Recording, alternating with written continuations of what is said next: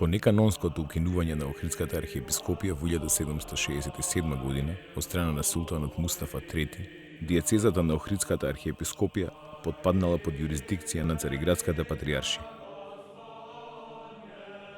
Македонските епархии веднаш биле пополнети со грчки или грцизирани архиереи.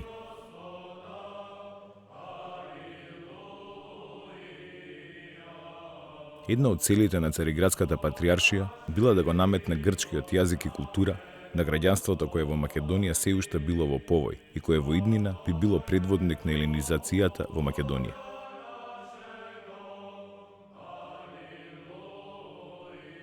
Доминацијата на грчкиот јазик, писменост и култура имало одраз и во османската администрација.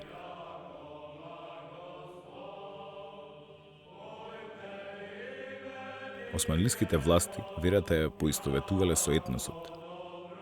И целото православно население, кое било под јурисдикција на Цариградската патријаршија, османлиските власти го третирале како рум милет, ромејски грчки народ.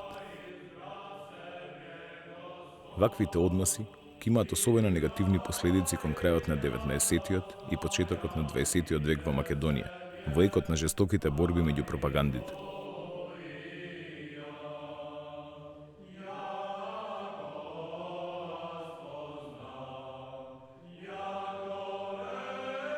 Со цел да се избрише меморијата за Охридската архиепископија и да се отстранат одредени можни обиди за нејзино обновување, во 1786 година, речиси 2 децении по нејзиното укинување, тогашната Охридска епархија била присоедината кон Преспанската, а епископите на оваа епархија биле именувани како Преспански и Лихницки.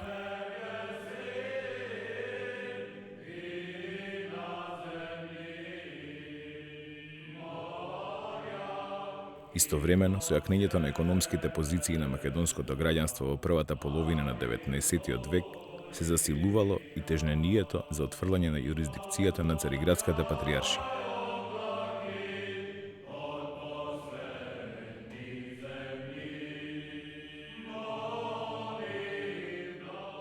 Големо влијание имало веќе започнатото преродбеничко движење, кое ги зафатило и црковните кругови за создавање, односно возобновување на православните цркви во Грција, Романија, Бугарија.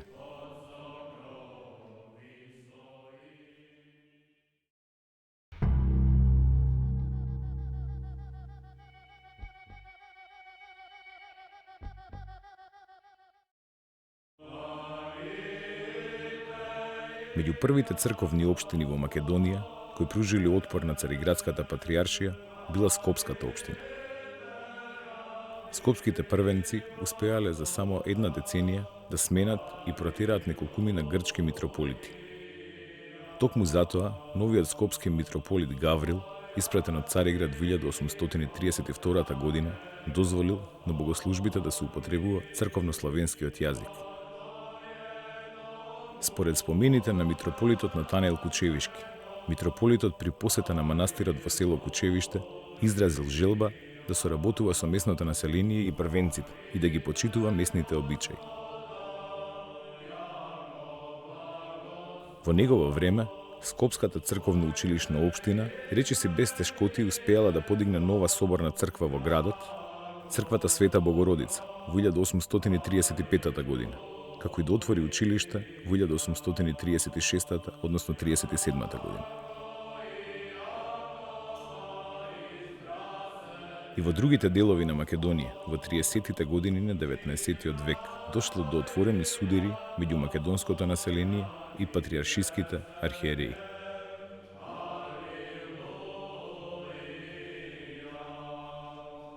Споменот на Охридската архиепископија и добрата организираност на охридското граѓанство биле клучни во силниот отпор за отфрлање на јурисдикцијата на Цариградската патријаршија во Охрид и Преспанската епархија. Уште во 40-тите години на 19-тиот век, по смртта на владиката Калиник, имало противење и негодување за поставувањето на грчкиот митрополит Јосиф на Охридската катедра. До најжестоко заострување на односите дошло по смртта на преспанско-охридскиот митрополит Јоаники во декември 1859 година, кога охридското граѓанство и интелигенција испратиле молба до патриаршијата во Цариград со барање да не испраќа во нивната епархија митрополит Грк. Но патриаршијата, се уште чувствувајќи се доволно моќна, не ги прифатила ваквите барања и веќе во април 1860 година грчкиот митрополит Мелетий се подготвувал да седне на Охридската катедра. На ваквите вести, охриѓани се заканиле дека ќе преминат во унија со Римо-католичката црква. Мош неактивни во антипатриаршиските активности во Охрид биле Димитар Миладинов и Григор Прличев, особено по доаѓањето на владиката Мелетий во Охрид.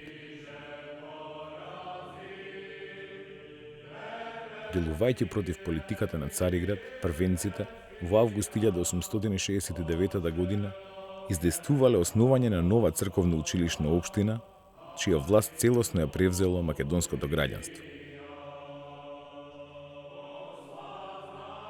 Карактеристично е што во Полјанската или Кукушко-Полјанската епархија во 1859 година за епископ бил поставен Партенија Изографски. Тој бил првиот архиереј кој што по укинувањето на Охридската архиепископија во одредена македонска епархија е поставен без желба на синодот во Цариград. Неговата активност во Кукушката и односно Кукушко-Полјанската епархија предизвикувала определено незадоволство помеѓу членовите на синодот во Цариград, односно неговата блискост со граѓанството во Кукуш, неговата заложба за определена просвета и така натаму, и тоа била една од причините тој да биде повлечен од епархијата во 1867 година и да биде поставен во Нишавско-Пиротската епархија, како што тогаш се нарекувала.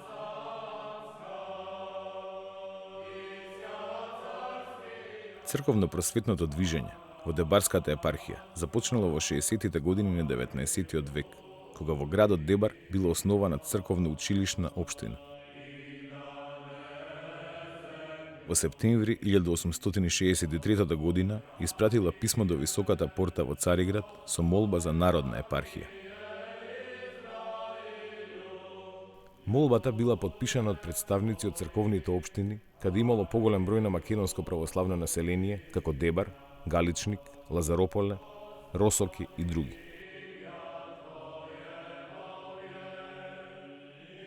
Во Пелагониската епархија, заради неможноста да се служи на црковно-словенски јазик во црквата Свети Димитрий, во Битола биле изградени црквите Света Недела и Света Богородица.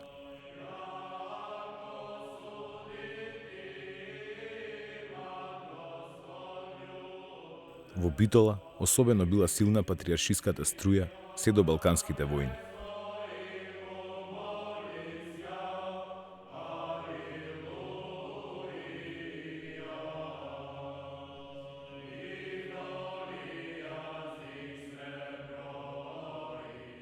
До крајот на 60-тите години на 19-тиот век, најголемиот дел од македонските црковно-училишни општини се осамостоиле и ја повеле борбата за ослободување од јурисдикцијата на Цариградската патриаршија.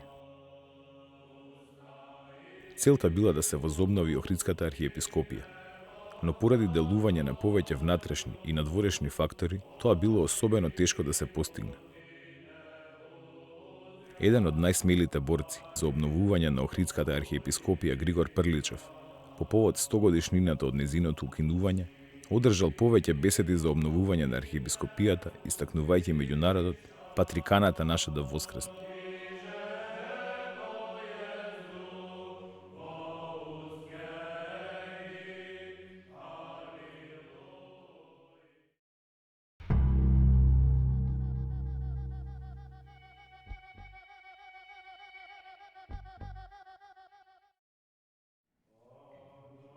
Во 70-тите години на 19-тиот век, како нов и влијателен фактор кој ќе има значајно влијание во Македонија, се појавува бугарската екзархија.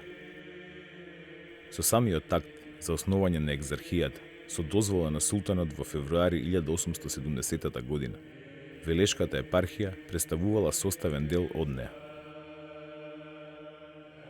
Во ферманот, кој бил издаден од султанот, се предвидувало одржување на референдум во епархиите во Македонија и Тракија за влез во екзархијата.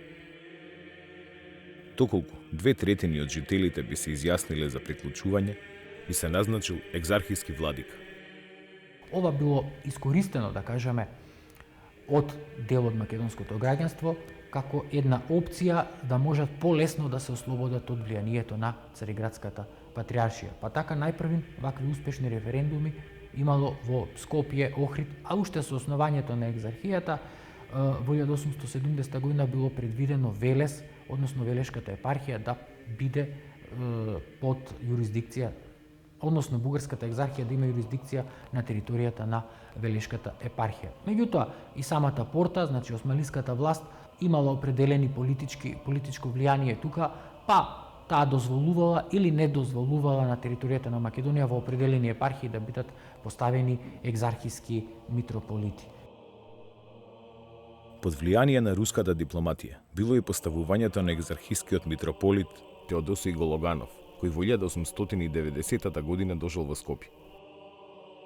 Тој бил македонец, роден 1846 година во село Трлис во Неврокопската околија.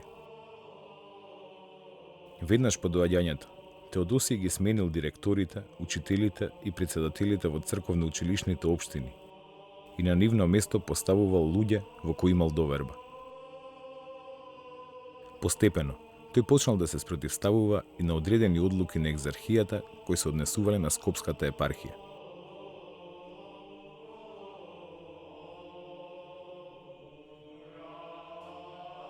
Во учебната 1891-92 година, Теодосиј не го прифатил списокот на екзархијата за назначување на учители дојдени од Бугарија. Екзархот Јосиф бил незадоволен од митрополитот и побарал да се повторат изборите за епархискиот совет, инсистирајќи да се постапи според екзархискиот устав. Теодосиј не ги послушал препораките на екзархот. Преценувајќи ги своите сили, тој истовремено започнал борба со грчката, српската и бугарската пропаганда.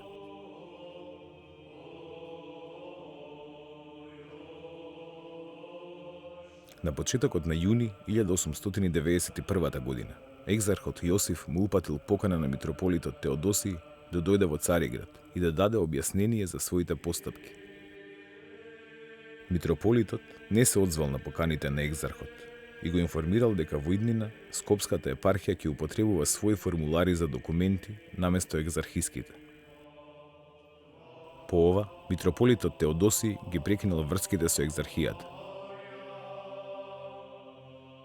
Тој добро ги познавал каноните на православната црква за прогласување на автокефалност и бил свесен дека Цариградската патриаршија нема да се согласи за обновување на Охридската архиепископија. Затоа митрополитот се одлучил да побара помош од Австро-Унгарија и да се обиде да ја возобнови Охридската архиепископија со помош на Римокатоличката црква.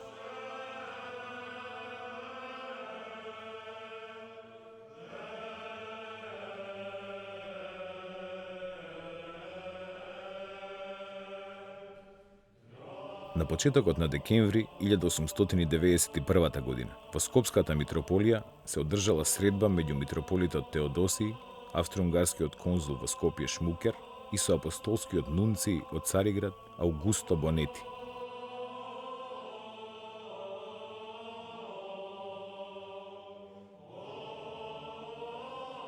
На средбата била постигната согласност да се возобнови Охридската архиепископија, која би била во канонско единство со Римокатоличката црква.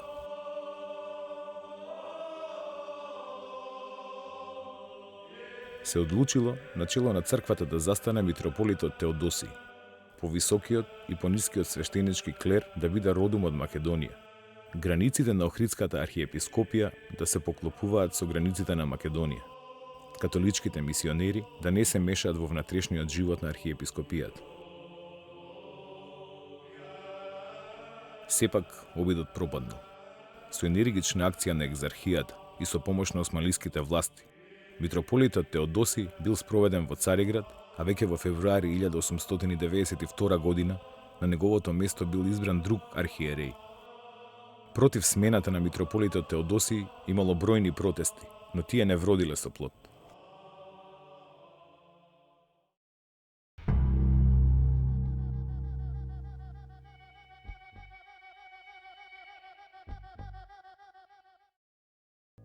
Значи, ова е влијанието на грчката пропаганда преку Цариградската патриаршија и на бугарската преку екзархијата. Гледаме дека тука недостасува една од пропагандите на соседните држави, а тоа е српската пропаганда, односно влијанието на српската, какво било влијанието на Српската православна црква на територијата на Македонија. Српската православна црква добила автокефалност една година по прогласување на независноста на Србија на Бернскиот конгрес во 1878, значи наредната 1879 година Цариградската патриаршија ја признала Српската православна црква, значи во рамките на тогашното кнежество Србија за автокефална. И таа практично немала директно црковно влијание на територијата на Македонија. За возврат, српската влада би давала парична помош на патриаршијата за секое епископско место. Српската пропаганда се засилила по 1886 година, кога во Белград било основано Друштвото Свети Сава, како и по отварањето на српските конзулати во Скопје, Битола и Солун. Српската држава, почнувајќи од 80-тите години на 19 век, постојано барала до портата во Цариград во определени епархии, почнувајќи од Призрен, Скопје, Прилеп, Дебар, Битола и така натаму, да бидат поставени срби за митрополити. Најпрви постоело одбивање од страна и на патриаршијата и на портата, меѓутоа по определен временски период, особено во последната деценија на 19 век, самата Цариградска патриаршија прифатила во определени епархии во Македонија да бидат поставени митрополити од српска националност, но кои што ќе бидат под црковна юрисдикција на самата патриаршија. По низа дипломатски притисоци, српската пропаганда издействувала за администратор на Скопската епархија да биде поставен архимандритот Фирмилијан. По 2 години, синодот на Цариградската патриаршија го избрал Фирмилијан за скопски митрополит. Ваквиот избор предизвикал незадоволство во Атина и Софија. Тоа предизвикало определено негодување како од екзархијата, па дури во самата патриаршиска струја имало негодување зашто доаѓа на катедра, на Скопската катедра човек епископ кој што не е грк, туку е србин, и тоа не е граѓанин на Османлиската империја, туку тој бил по потекло од Шабац, значи граѓанин на кралството Србија. Меѓутоа, по 2 годишни натегања во 1899 година тој бил поставен ракоположен за скопски митрополит. Останал релативно кратко како скопски митрополит, во 1903 година починал, а за негов наследник повторно во Скопската епархија бил поставен епископ кој што бил од српска националност. Тој не потекнул од Македонија, туку од Косово, од градот Липљен, тоа бил Севастијан, кој што дури не успел ниту да ја преземе заради болест, бил болен од туберкулоза, веќе наредната година, 1904 година, починал. Него го наследил хилендарскиот архимандрит Викентије Крџич, кој што раководел со Цариградската, значи со патриаршиската скопска епархија од 1905 до 1915 година.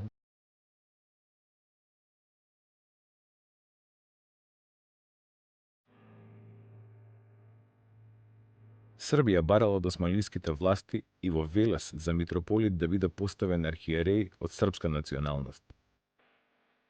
Прашањето се заострило по оставката на дотогашниот патриаршиски митрополит Поликарп. Српската влада била незадоволна од поставувањето на новиот митрополит Партенеј. Врз патриаршискиот митрополит вршеле притисок експонентите на српската пропаганда. И во 1910 година за епископ на Велешко-Дебарската епархија бил избран и ракоположен Варнава Росич. Против неговото именување во Велес имало протести.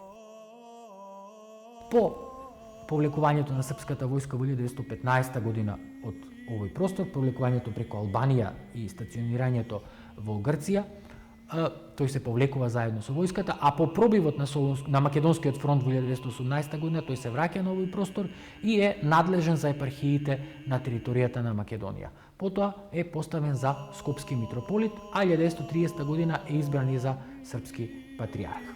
И таа должност ќе врши се 1937 година.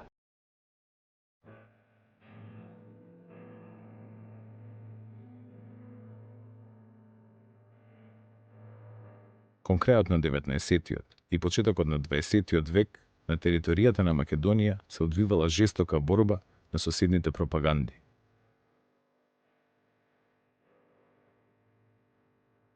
Поделбата на македонското население на екзархисти и патриаршисти ќе остави долгорочни последици на македонското национално ткиво.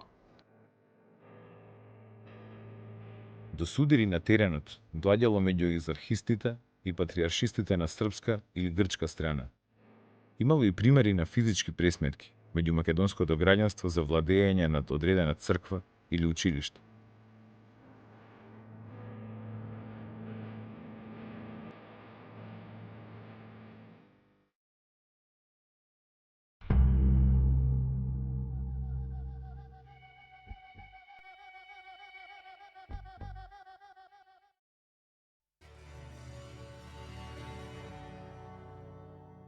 Согледувајќи ја ваквата состојба, македонските интелектуалци, кои делувале надвор од Македонија, се обидувале да изнајдат решение.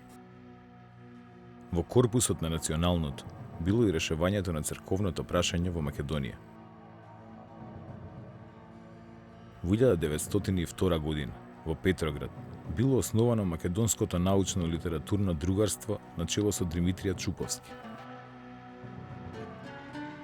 Една од целите на другарството била да го помогне национално-ослободителното движење во Македонија во национален, како и во црковен поглед.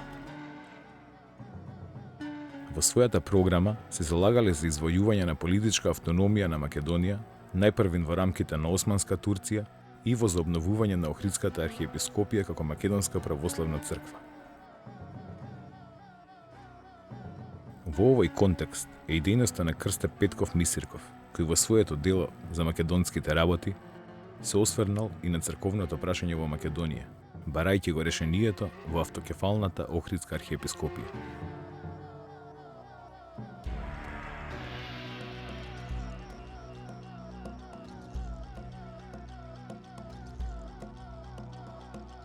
Но ваквите предлози не биле во интерес на оние кои решавале за судбината на веќе одамна ослабената османлиска држава, а со тоа и на судбината на Македонија како нејзин составен дел. Во деценијата од Илинтенското востание до Балканските војни, состојбите во епархиите во Македонија не се промениле. Екзархијата и патриаршијата ја засилувале својата пропаганда, тежнејќи да привлечат што поголем број приврзаници на своја страна. Во ваква состојба биле дочекани Балканските војни.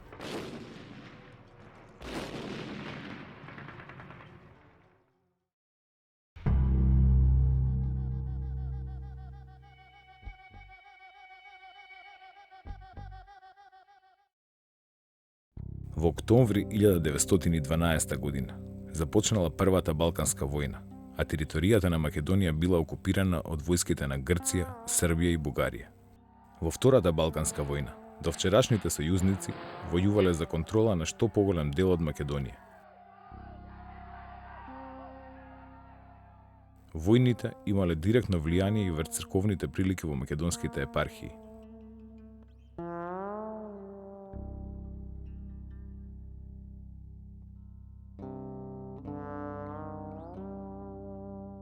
Во март 1913 година биле протерани екзархиските архиерейски намесници од епархиите во вардарскиот дел од Македонија, каде што власт воспоставила Србија.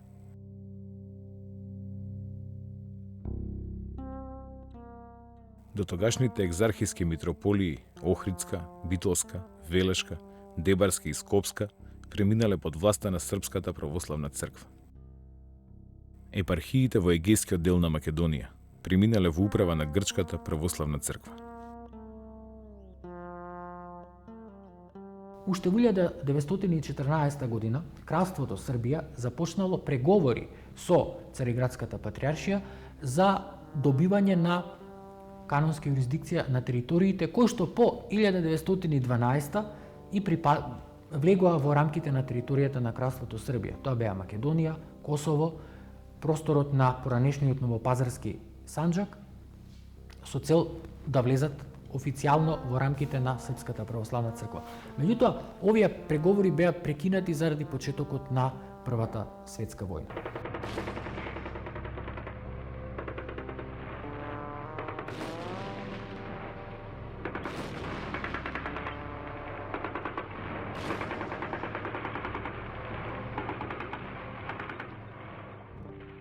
По влезот на Бугарија во Првата светска војна, во октомври 1915 година, поранешните екзархијски митрополити започнале да се враќаат во епархиите во Македонија, кои биле под власт на бугарската држава.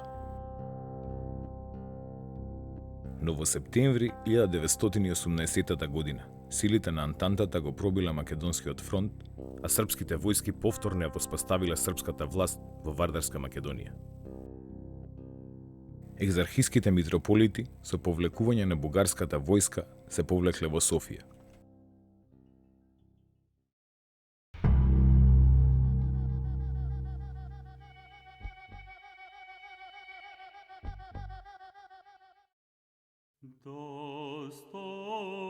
По создавањето на кралството на србите, хрватите и словенците на 1 декември 1918 година се поставило прашањето за обединување на сите црковни области кои ги опфатила новата држава. Епархиите во Македонија формално биле под јурисдикција на Цариградската патријаршија. На 31 декември 1918 година било одржана конференција на сите православни епископи од кралството СХС, на која било разгледувано прашањето за обединување на православните црковни организации и создавање на српска патријаршија.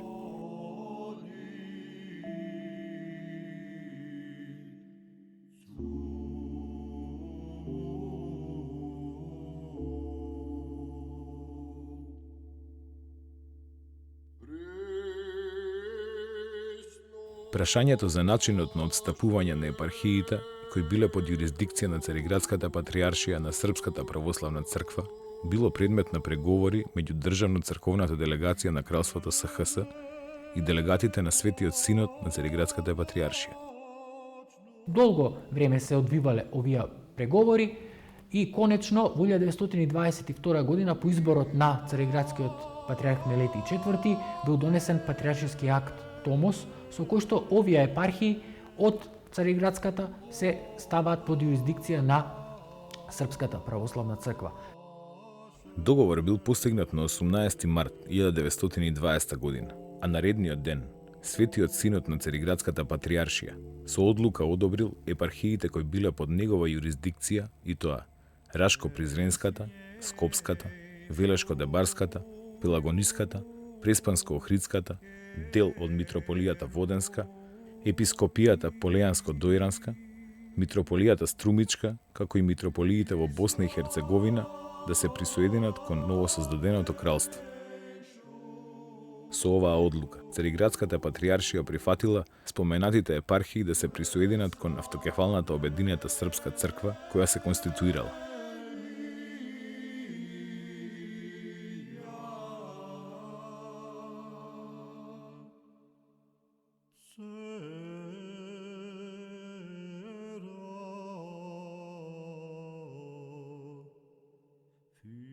Во согласно со договорот, владата на кралството на СХС се обврзала да исплати на Цариградската патријаршија 1,5 милиони франци.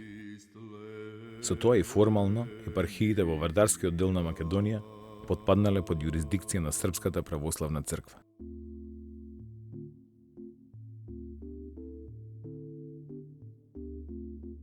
Тоа денеска го објавува дури српската историографија, не е тајна. Во преговорите се одлучило овие, бидејќи тоа се сепак големи пари, да се исплатат тие 1,5 милион франци, да се исплатат во 3 рати, при што последната рата да се исплати по добивањето на официјалниот акт Томос. Со воспоставувањето на својата јурисдикција на територијата на Вардарскиот дел на Македонија, Српската православна црква започнала и со реорганизација на дотогашната поставеност на православната црква. Во црковен поглед, Македонија била поделена на 4 епархии: Скопска митрополија и 3 епископии: Охридска, Битолска и Злетовско-Струмичка. За митрополити биле поставувани лица кои добро ги познавале црковните како и политичките прилики во Македонија.